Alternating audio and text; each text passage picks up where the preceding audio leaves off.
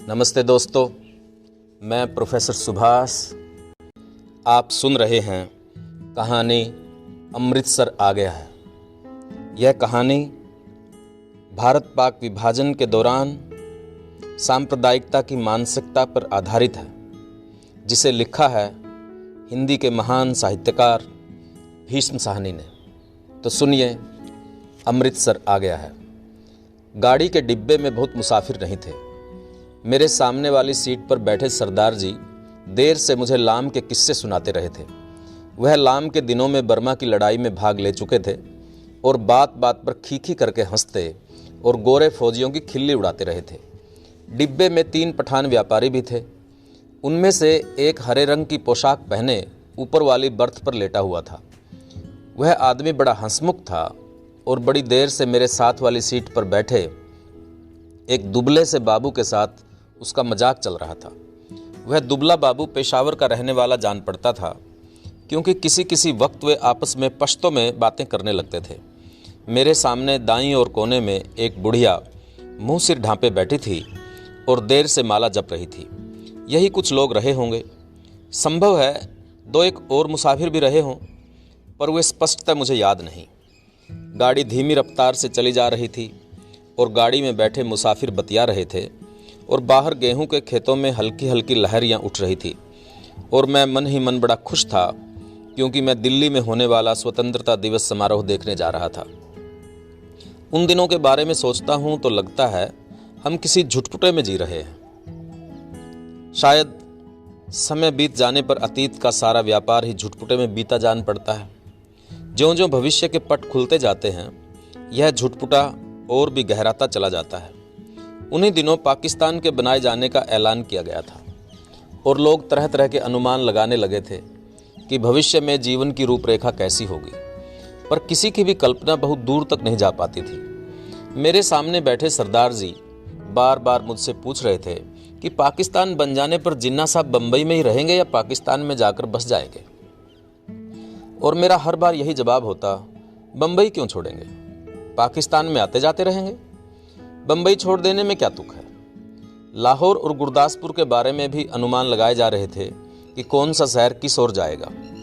मिल बैठने के ढंग में, गपशप में, हंसी मजाक में कोई विशेष अंतर नहीं आया था। कुछ लोग अपने घर छोड़कर जा रहे थे, जबकि अन्य लोग उनका मजाक उड़ा रहे थे। कोई नहीं जानता था कि कौन सा कदम ठीक होगा और कौन सा गलत। एक और पाकिस्तान बन जाने का जोश था, तो दूसरी ओर हिंदुस्तान के आज़ाद हो जाने का जोश। जगह जगह दंगे भी हो रहे थे और यौम आज़ादी की तैयारियां भी चल रही थी। इस पृष्ठभूमि में लगता देश आज़ाद हो जाने पर दंगे अपने आप बंद हो जाएंगे। वातावरण के इस छुटपुटे में आज़ादी की सुनहरी धूल सी उड़ रही थी और साथ ही साथ अनिश्चय भी डोल रहा था। और इसी अनिश्चय की स्थिति में किसी किसी वक्त भावी रिश्तों की रूपरेखा झलक दे जाती थी। शायद जेहलम का स्टेशन पीछे छूट चुका था, जब ऊपर वाली बर्थ पर बैठे पठान ने एक पोटली खोल ली और उसमें से उबलता हुआ मांस और नान रोटी के टुकड़े निकाल निकाल कर अपने साथियों को देने लगा। फिर वह हंसी मजाक के बीच मेरी बगल में बैठे बाबू की ओर भी नान का टुकड़ा और मांस की बोटी बढ़ाकर खाने का आग्रह करने लगा। खा ले बाबू, ताकत आएगी, हम जैसा हो जाएगा, बीबी भी तेरे साथ खुश रहेगी। खा ले दाल खोर, तू दाल खाता है इसलिए दुबला है। डिब्बे में लोग हंसने लगे थे। बाबू ने पश्तो में कुछ जवाब दिया और फिर मुस्कुराता सिर हिलाता रहा। इस पर दूसरे पठान ने हंसकर कहा, ओ जालिम, हमारे साथ नहीं लेता तो अपने साथ हाथ से उठा ले। खुदा कसम भर का गोश्त है और किसी चीज का नहीं है। ऊपर बैठा पठान चहक कर बोला, ओ खंजीर के तुख, इधर तुम्हें कौन देखता है, हम तेरी बीबी को नहीं बोलेगा। ओ तू हमारे साथ बोटी तोड़, हम तेरे साथ दाल पिएगा। इस पर कहकहा उठा, पर दुबला पतला बाबू हंसता सिर हिलाता रहा और कभी कभी 2 शब्द पश्तो में भी कह देता। ओ कितना बुरा बात है, हम खाता है और तुम हमारा मुंह देखता है। सभी पठान मगन थे।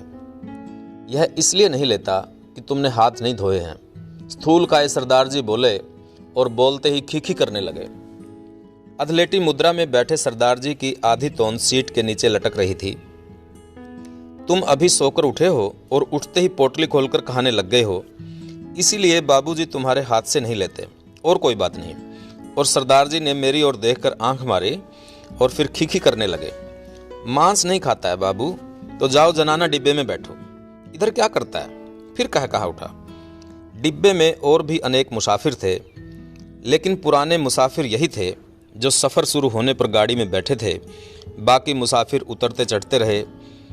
पुराने मुसाफिर होने के नाते ही उनमें एक तरह की बेतकल्लुफ़ी आ गई थी। ओ इधर आकर बैठो, तुम हमारे साथ बैठो। आओ जालिम, किस्सा खाने की बातें करेंगे। तभी किसी स्टेशन पर गाड़ी रुकी थी और नए मुसाफिरों का रेला अंदर आ गया था। बहुत से मुसाफिर एक साथ अंदर घुसते चले आए थे। कौन सा स्टेशन है? किसी ने पूछा। वजीराबाद है शायद, मैंने बाहर की ओर देखकर कहा। गाड़ी थोड़ी देर के लिए खड़ी रही, पर छूटने से पहले एक छोटी सी घटना घटी। एक आदमी साथ वाले डिब्बे में से पानी लेने उतरा और नल पर जाकर पानी लोटे में भर रहा था। जब वह भागकर अपने डिब्बे की ओर लौट आया, छल छलाते लोटे में से पानी गिर रहा था। लेकिन जिस ढंग से वह भागा था, उसी ने बहुत कुछ बता दिया था। नल पर खड़े और लोग भी 3 या 4 आदमी रहे होंगे, इधर उधर अपने अपने डिब्बे की ओर भाग गए थे। इस तरह घबराकर भागते लोगों को मैं देख चुका था। देखते ही देखते प्लेटफार्म खाली हो गया, मगर डिब्बे के अंदर अभी भी हंसी मजाक चल रहा था। कहीं कोई गड़बड़ है, मेरे पास बैठे दुबले बाबू ने कहा। कहीं कुछ था, लेकिन क्या था कोई भी स्पष्ट नहीं जानता था। मैं अनेक दंगे देख चुका था, इसलिए वातावरण में होने वाली छोटी सी तब्दीली को भी भांप गया था। भागते व्यक्ति, खटाक से बंद होते दरवाजे, घरों की छतों पर खड़े लोग, चुप्पी और सन्नाटा, सभी दंगों के चिन्ह थे। तभी पिछले दरवाजे की ओर से, जो प्लेटफार्म की ओर न खुलकर दूसरी ओर खुलता था, हल्का सा शोर हुआ। कोई मुसाफिर अंदर घुसना चाह रहा था। कहाँ घुसा रहा है? नहीं है जगह। बोल दिया जगह नहीं है, किसी ने कहा। बंद करो जी दरवाज़ा, यूं ही मुंह उठाए घुसे आते हैं, आवाज़ें आ रही थी। जितनी देर कोई मुसाफिर डिब्बे के बाहर खड़ा अंदर आने की चेष्टा करता रहे, अंदर बैठे मुसाफिर उसका विरोध करते रहते हैं। पर एक बार जैसे तैसे वह अंदर आ जाए तो विरोध खत्म हो जाता है और वह मुसाफिर जल्दी ही डिब्बे की दुनिया का निवासी बन जाता है। और अगले स्टेशन पर वही सबसे पहले बाहर खड़े मुसाफिरों पर चिल्लाने लगता है, नहीं है जगह, अगले डिब्बे में जाओ, घुसे आते हैं। दरवाजे पर शोर बढ़ता जा रहा था। तभी मैले कुचैले कपड़ों और लटकती मूछों वाला एक आदमी दरवाजे में से अंदर घुसता दिखाई दिया। चीकट मैले कपड़े, जरूर कहीं हलवाई की दुकान करता होगा। वह लोगों की शिकायतों, आवाज़ों की ओर ध्यान दिए बिना दरवाजे की ओर घूमकर बड़ा सा काले रंग का संदूक अंदर की ओर घसीटने लगा। आ जाओ, आ जाओ, तुम भी चढ़ जाओ, वह अपने पीछे किसी से कहे जा रहा था। तभी दरवाजे में एक पतली सूखी सी औरत नजर आई और उसके पीछे 16-17 बरस की सांवली सी एक लड़की अंदर आ गई। लोग अभी भी चिल्लाए जा रहे थे। सरदार जी को कूल्हों के बल उठकर बैठना पड़ा। बंद करो जी दरवाज़ा, बिना पूछे चढ़े आते हैं, अपने बाप का घर समझ रखा है, मत घुसने दो जी, क्या करते हो, धकेल दो पीछे। और लोग भी चिल्ला रहे थे। वह आदमी अपना सामान अंदर घसीटे जा रहा था और उसकी पत्नी और बेटी संडास के दरवाजे के साथ लगकर खड़ी थी। और कोई डिब्बा नहीं मिला? औरत जात को भी यहाँ उठा लाया है। वह आदमी पसीने से तर था और हाँफता हुआ सामान अंदर घसीटे जा रहा था। संदूक के बाद रस्सियों से बंधी खाट की पाटियां अंदर खींचने लगा। टिकट है जी मेरे पास, मैं बेटिकट नहीं हूँ, लाचारी है, शहर में दंगा हो गया है, बड़ी मुश्किल से स्टेशन तक पहुँचा हूँ। इस पर डिब्बे में बैठे बहुत से लोग चुप हो गए, पर बर्थ पर बैठा पठान उचक्कर बोला, निकल जाओ इधर से, देखता नहीं इधर जगह ही नहीं है। और पठान ने आव देखा न ताव आगे बढ़कर ऊपर से ही उस मुसाफिर के लात जमा दी। पर लात उस आदमी को लगने की बजाय उसकी पत्नी के कलेजे में लगी और वह वहीं हाय हाय करती बैठ गई। उस आदमी के पास मुसाफिरों के साथ उलझने के लिए वक्त नहीं था। वह बराबर अपना सामान अंदर घसीटे जा रहा था, पर डिब्बे में मौन छा गया। खाट की पाटियों के बाद बड़ी बड़ी गठरियां आई। इस पर ऊपर बैठे पठान की सहन क्षमता चुक गई। निकालो इसे, कौन है ये? वह चिल्लाया। इस पर दूसरे पठान ने, जो नीचे की सीट पर बैठा था, उस आदमी का संदूक दरवाजे में से नीचे धकेल दिया, जहां लाल वर्दी वाला एक कुली खड़ा सामान अंदर पहुंचा रहा था। उसकी पत्नी के चोट लगने पर कुछ मुसाफिर चुप हो गए थे। केवल कोने में बैठी बुढ़िया कुरलाए जा रही थी। ए नेक बख्तो, बैठने दो, आजा बेटी, तू मेरे पास आजा, जैसे तैसे सफ़र काट लेंगे। छोड़ो वे जालिमो, बैठने दो। अभी आधा सामान ही अंदर आ पाया होगा कि सहसा गाड़ी सरकने लगी। छूट गया, सामान छूट गया। वह आदमी बदहवास सा होकर चिल्लाया, पिताजी सामान छूट गया। संडास के दरवाजे के पास खड़ी लड़की सिर से पांव तक कांप रही थी और चिल्लाए जा रही थी, उतरो, नीचे उतरो। वह आदमी हड़बड़ाकर चिल्लाया और आगे बढ़कर खाट की पाटियां और गठरियां बाहर फेंकते हुए दरवाजे का डंडारा पकड़कर नीचे उतर गया। उसके पीछे उसकी भयाकुल बेटी और फिर उसकी पत्नी कलेजे को दोनों हाथों से दबाए हाय हाय करती नीचे उतर गई। बहुत बुरा किया है तुम लोगों ने, बहुत बुरा किया है। बुढ़िया ऊंचा ऊंचा बोल रही थी, तुम्हारे दिल में दर्द मर गया। छोटी सी बच्ची उसके साथ थी। बेरहमो, तुमने बहुत बुरा किया है, धक्के देकर उतार दिया है। गाड़ी सूने प्लेटफार्म को लांघती आगे बढ़ गई। डिब्बे में व्याकुल सी चुप्पी छा गई। बुढ़िया ने बोलना बंद कर दिया था। पठानों का विरोध कर पाने की किसी की हिम्मत नहीं हुई। तभी मेरी बगल में बैठे दुबले बाबू ने मेरे बाजू पर हाथ रखकर कहा, आग है, देखो आग लगी है। गाड़ी प्लेटफार्म छोड़कर आगे निकल आई थी और शहर पीछे छूट रहा था। तभी शहर की ओर से उठते धुएं के बादल और उसमें लपलपाती आग के शोले नजर आने लगे थे। दंगा हुआ है। स्टेशन पर भी लोग भाग रहे थे, कहीं दंगा हुआ है। शहर में आग लगी थी। बात डिब्बे भर के मुसाफिरों को पता चल गई और वे लपक लपक कर खिड़कियों में से आग का दृश्य देखने लगे। जब गाड़ी शहर छोड़कर आगे बढ़ गई तो डिब्बे में सन्नाटा छा गया। मैंने घूमकर डिब्बे के अंदर देखा। दुबले बाबू का चेहरा पीला पड़ गया था और माथे पर पसीने की परत किसी मुर्दे के माथे की तरह चमक रही थी। मुझे लगा जैसे अपनी अपनी जगह बैठे सभी मुसाफिरों ने अपने आसपास बैठे लोगों का जायजा ले लिया है। सरदार जी उठकर मेरी सीट पर आ बैठे। नीचे वाली सीट पर बैठा पठान उठा और अपने दो साथी पठानों के साथ ऊपर वाली बर्थ पर चढ़ गया। यही क्रिया शायद रेलगाड़ी के अन्य डिब्बों में भी चल रही थी। डिब्बे में तनाव आ गया। लोगों ने बतियाना बंद कर दिया। तीनों के तीनों पठान ऊपर वाली बर्थ पर एक साथ बैठे चुपचाप नीचे की ओर देखे जा रहे थे। सभी मुसाफिरों की आंखें पहले से ज़्यादा खुली खुली, ज़्यादा शंकित सी लगी। यही स्थिति संभवतः गाड़ी के सभी डिब्बों में व्याप्त हो रही थी। कौन सा स्टेशन था यह? डिब्बे में किसी ने पूछा। वजीराबाद, किसी ने उत्तर दिया। जवाब मिलने पर डिब्बे में एक और प्रतिक्रिया हुई। पठानों के मन का तनाव फौरन ढीला पड़ गया, जबकि हिंदू सिख मुसाफिरों की चुप्पी और ज़्यादा गहरी हो गई। एक पठान ने अपनी बास्केट की जेब में से नस्वार की डिब्बे निकाली और नाक में नस्वार चढ़ाने लगा। अन्य पठान भी अपनी अपनी डिबिया निकाल कर नस्वार चढ़ाने लगे। बुढ़िया बराबर माला जपे जा रही थी। किसी किसी वक्त उसके बुदबुदाते होंठ नजर आते, लगता उनमें से कोई खोखली सी आवाज़ निकल रही है। अगले स्टेशन पर जब गाड़ी रुकी तो वहाँ भी सन्नाटा था। कोई परिंदा तक नहीं फड़क रहा था। हाँ, एक भिश्ती पीठ पर पानी की मश्क लादे प्लेटफार्म लांघ कर आया था और मुसाफिरों को पानी पिलाने लगा। लो पियो पानी, पानी पियो। औरतों के डिब्बे में से औरतें और बच्चों के अनेक हाथ बाहर निकल आए थे। बहुत मारकाट हुई है, बहुत लोग मरे हैं। लगता था वह इस मारकाट में अकेला पुण्य कमाने चला आया था। गाड़ी सरकी तो सहसा खिड़कियों के पल्ले चढ़ाए जाने लगे। दूर दूर तक पहियों की गड़गड़ाहट के साथ खिड़कियों के पल्ले चढ़ाने की आवाज़ें आने लगी। किसी अज्ञात आशंकावश दुबला बाबू मेरे पास वाली सीट पर से उठा और दो सीटों के बीच फर्श पर लेट गया। उसका चेहरा अभी भी मुर्दे जैसा पीला हो रहा था। इस पर बर्थ पर बैठा पठान उसकी ठिठोली करने लगा। ओ बेगैरत, तुम मर्द है कि औरत है? सीट पर से उठकर नीचे लेटता है। तुम मर्द के नाम को बदनाम करता है। वह बोल रहा था और बार बार हंसे जा रहा था। फिर वह उससे पश्तो में कुछ कहने लगा। बाबू चुप बना लेटा रहा।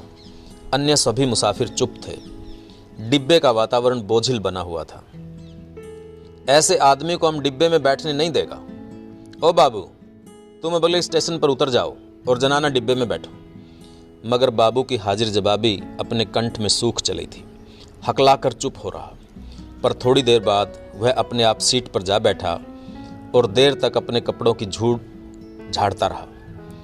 वह क्यों उठकर पर्स पर लेट गया था? शायद उसे डर था कि बाहर से गाड़ी पर पथराव होगा या गोली चलेगी। शायद इसी कारण खिड़कियों के पल्ले चढ़ाए जा रहे थे। कुछ भी कहना कठिन था। मुमकिन है किसी मुसाफिर ने किसी कारण से खिड़की का पल्ला चढ़ाया हो, या उसकी देखा देखी बिना सोचे समझे धड़ाधड़ खिड़कियों के पल्ले चढ़ाए जाने लगे हों। बोझिल अनिश्चित से वातावरण में सफ़र कटने लगा। रात गहराने लगी। डिब्बे के मुसाफिर स्तब्ध और शंकित ज्यों के त्यों बैठे थे। कभी गाड़ी की रफ्तार सहसा टूटकर धीमी पड़ जाती तो लोग एक दूसरे की ओर देखने लगते। कभी रास्ते में ही रुक जाती तो डिब्बे के अंदर का सन्नाटा और भी गहरा हो उठता। केवल पठान निश्चिंत बैठे थे। हाँ, उन्होंने भी बतियाना छोड़ दिया था, क्योंकि उनकी बातचीत में कोई भी शामिल होने वाला नहीं था। धीरे धीरे पठान ऊँघने लगे, जबकि अन्य मुसाफिर फटी फटी आंखों से शून्य में देखे जा रहे थे। बुढ़िया मुंह सिर लपेटे, टांगे सीट पर चढ़ाए बैठी बैठी सो गई थी। ऊपर वाली बर्थ पर एक पठान ने अधलेटे ही कुर्ते की जेब में से एक मनकों की तस्बीह निकाल ली और उसे धीरे धीरे हाथ में चलाने लगा। खिड़की के बाहर आकाश में चांद निकल आया और चांदनी में बाहर की दुनिया और भी अनिश्चित और भी अधिक रहस्यमयी हो उठी। किसी किसी वक्त दूर किसी और आग के शोले उठते नजर आते। कोई नगर जल रहा था।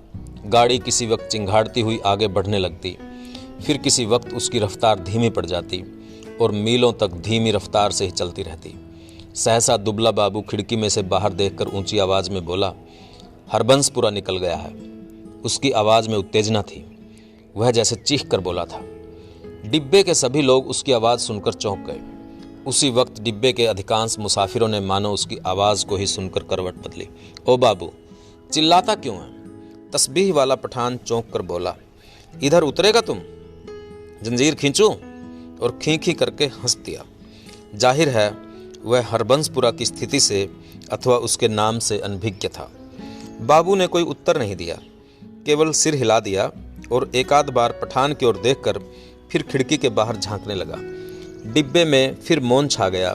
तभी इंजन ने सीटी दी और एक रस रफ्तार टूट गई। थोड़ी देर बाद खटाक का सा शब्द हुआ। शायद गाड़ी ने लाइन बदली थी।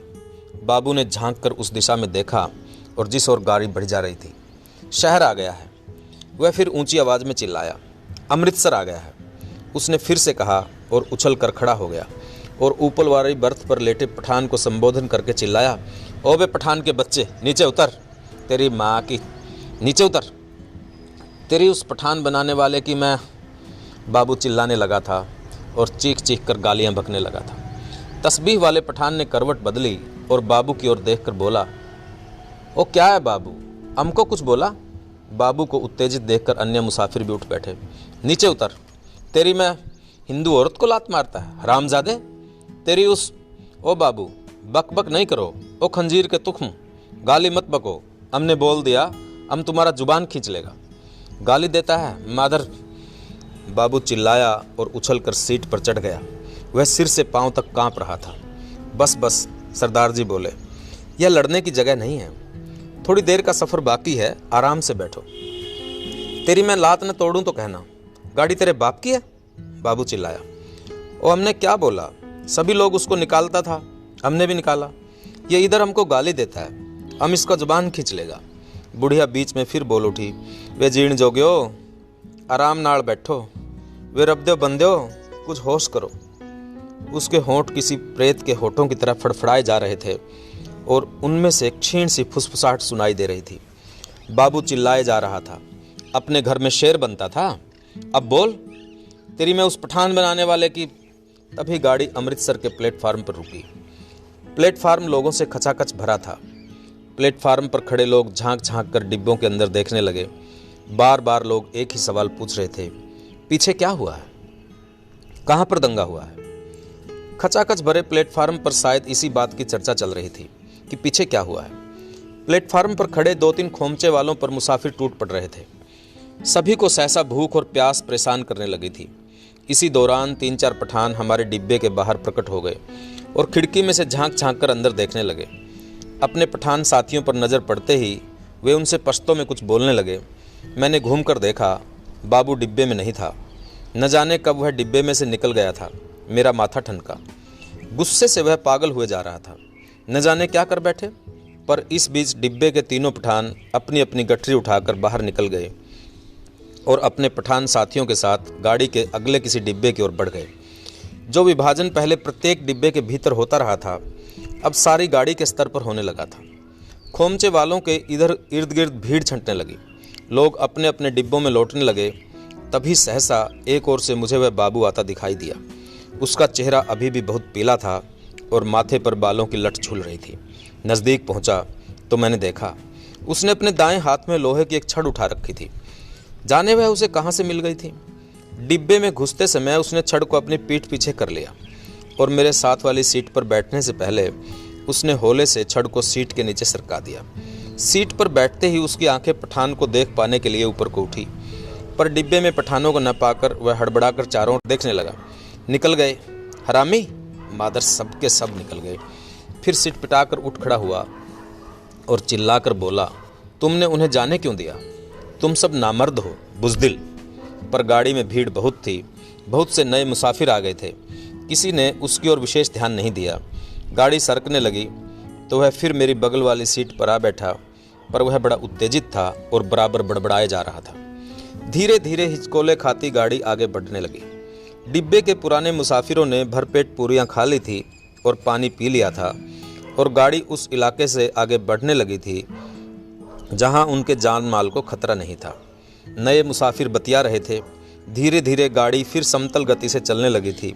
कुछ ही देर बाद लोग ऊँघने भी लगे थे, मगर बाबू अभी भी फटी फटी आंखों से सामने की ओर देखे जा रहा था। बार बार मुझसे पूछता कि पठान डिब्बे में से निकलकर किस ओर गए हैं। उसके सिर पर जुनून सवार था। गाड़ी के हिचकोलों में मैं खुद ऊँघने लगा था। डिब्बे में लेट पाने के लिए जगह नहीं थी। बैठे बैठे ही नींद में मेरा सिर कभी एक ओर लुढ़क जाता, कभी दूसरी ओर। किसी किसी वक्त झटके से मेरी नींद टूटती और मुझे सामने की सीट पर अस्त व्यस्त से पड़े सरदार जी के खर्राटे सुनाई देते। अमृतसर पहुंचने के बाद सरदार जी फिर से सामने वाली सीट पर टांगे पसार कर लेट गए थे। डिब्बे में तरह तरह की आड़ी तिरछी मुद्राओं में मुसाफिर पड़े थे। उनकी विभत्स मुद्राओं को देखकर लगता डिब्बा लाशों से भरा है। पास बैठे बाबू पर नज़र पड़ती तो कभी वह खिड़की के बाहर मुंह किए देख रहा होता, कभी दीवार से पीठ लगाए तन कर बैठा नजर आता। किसी किसी वक्त गाड़ी किसी स्टेशन पर रुकती तो पहियों की गड़गड़ाहट बंद होने पर निस्तब्धता सी छा जाती। तभी लगता जैसे प्लेटफार्म पर कुछ गिरा है या जैसे कोई मुसाफिर गाड़ी में से उतरा है, और मैं झटके से उठकर बैठ जाता। इसी तरह एक बार जब मेरी नींद टूटी तो गाड़ी की रफ्तार धीमी पड़ गई थी और डिब्बे में अंधेरा था। मैंने उसी तरह अधलेटे खिड़की में से बाहर देखा। दूर पीछे की ओर किसी स्टेशन के सिग्नल के लाल कुमकुमे चमक रहे थे। स्पष्टतः गाड़ी कोई स्टेशन लांघ कर आई थी, पर अभी तक उसने रफ्तार नहीं पकड़ी थी। डिब्बे के बाहर मुझे धीमे से अस्फुट स्वर सुनाई दिए। बहुत ही एक धूमिल सा काला पुंज नजर आया। नींद की खुमारी में मेरी आंखें कुछ देर तक उस पर लगी रही। फिर मैंने उसे समझ पाने का विचार छोड़ दिया। डिब्बे के अंदर अंधेरा था, बत्तियां बुझी हुई थी, लेकिन बाहर लगता था पो फटने वाली है। मेरी पीठ पीछे डिब्बे के बाहर किसी चीज़ को खरोंचने की सी आवाज़ आई। मैंने दरवाजे की ओर घूमकर देखा, डिब्बे का दरवाज़ा बंद था। मुझे फिर से दरवाज़ा खरोंचने की आवाज़ सुनाई दी। फिर मैंने साफ साफ सुना लाठी से कोई व्यक्ति डिब्बे का दरवाज़ा पटपटा रहा था। मैंने झांक कर खिड़की के बाहर देखा।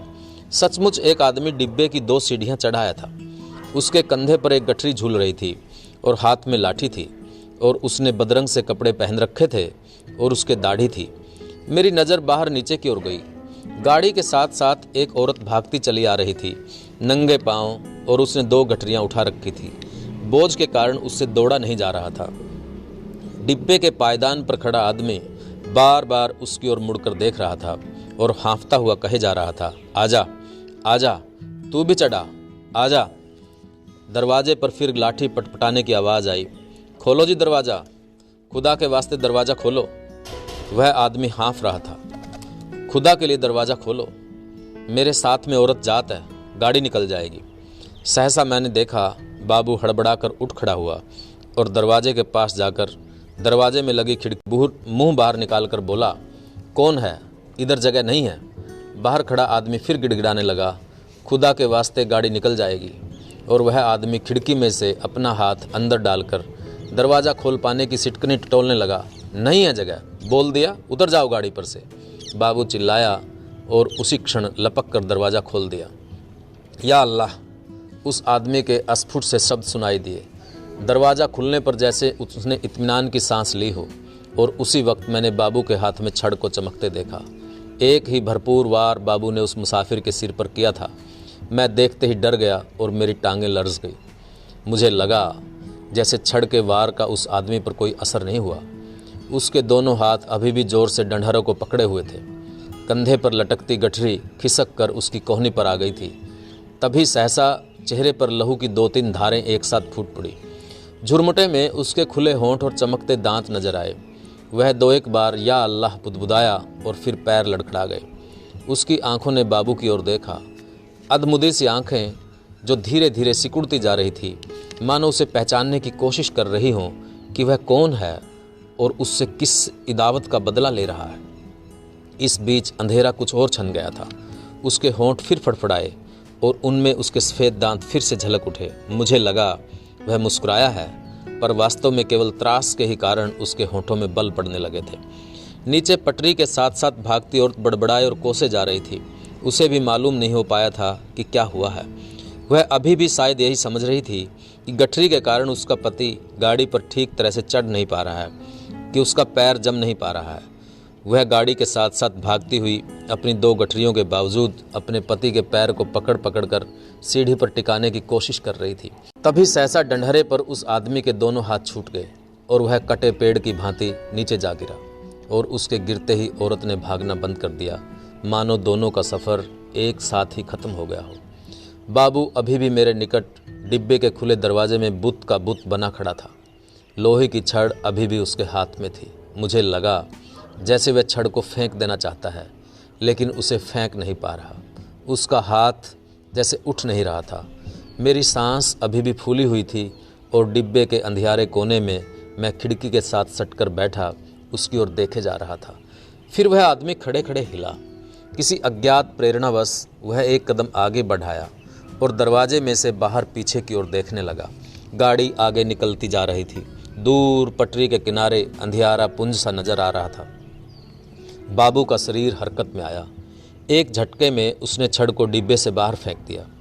फिर घूमकर डिब्बे के अंदर दाएं बाएं देखने लगा। सभी मुसाफिर सोए पड़े थे। मेरी ओर उसकी नज़र नहीं उठी। थोड़ी देर तक वह खड़ा डोलता रहा। फिर उसने घूमकर दरवाज़ा बंद कर दिया। उसने ध्यान से अपने कपड़ों की ओर देखा, अपने दोनों हाथों की ओर देखा, फिर एक एक करके दोनों हाथों को नाक के पास ले जाकर उन्हें सूंघा, मानो जानना चाहता हो कि उसके हाथों से खून की बू तो नहीं आ रही है। फिर वह दबे पांव चलता हुआ आया और मेरी बगल वाली सीट पर बैठ गया। धीरे धीरे झुटपुटा छंटने लगा। दिन खुलने लगा।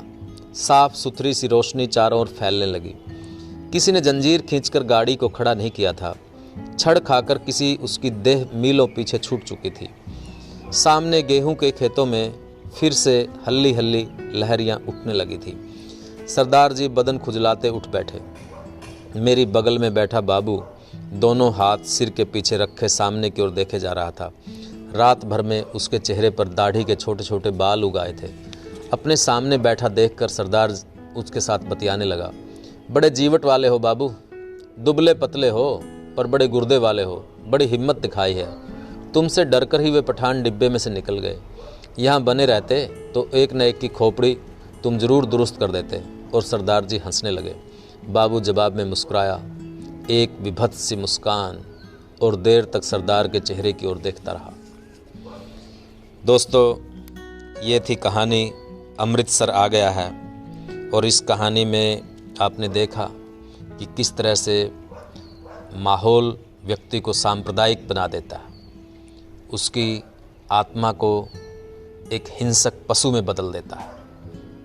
जिस व्यक्ति से उसकी कोई दुश्मनी नहीं, कोई जान पहचान नहीं, उसको मार डालता है। और डिब्बे के अंदर का हंसता खेलता माहौल, जिसमें सरदार जी, जिसमें हिंदू, जिसमें औरतें, जिसमें पठान, सब लोग हंसी खुशी से बतियाते जा रहे थे।